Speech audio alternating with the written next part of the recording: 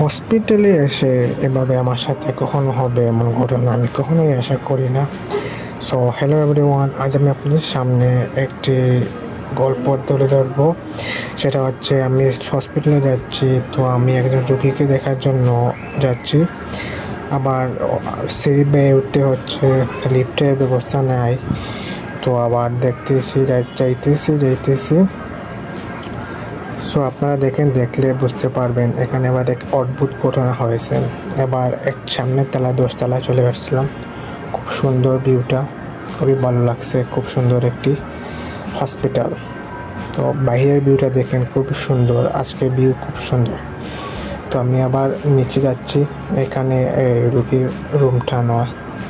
তো ভাবলাম একটু ওয়াশরুমে গিয়ে হাত মুখ ধুয়ে নেই, তারপরে যাব। তো ওয়াশরুমে গেলাম, এদিকে ওয়াশরুমে গিয়ে হাত মুখ ধোয়ার পরে বাহিরে এলাম। তারপর রুম চেক করছি, রুম তো পাচ্ছি না। আবার হাঁটাহাঁটি করছি কিছুক্ষণ, রুম পাচ্ছি না। তো আবার একটি লিফট পেয়ে গেলাম, লিফটে চড়ে আমি যাব নিচতলায়। তো লিফট তো আসে নাই, একটু দেরি হবে, তাই লিফটের জন্য অপেক্ষা করতেছি। তো লিফট ফাইনালি চলে এসেছে।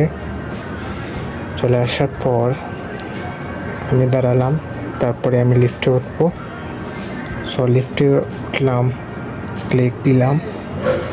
এরপরে দেখালাম লিফটেরও বিউটি খুব সুন্দর। তারপরে আমরা যেতে গেলাম, হঠাৎ লিফট বন্ধ হয়ে গেল। তো আবার বিপদে পড়ে গেলাম, কারেন্ট নিয়ে গেছে।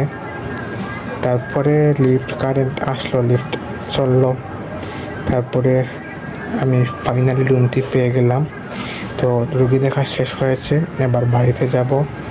বাহিরে বের হয়েছি, তো বের হয়ে একটু হাঁটাহাঁটি করছি। তারপরে রিক্সা পেলাম, রিক্সায় চলে এসে বাড়িতে যাব।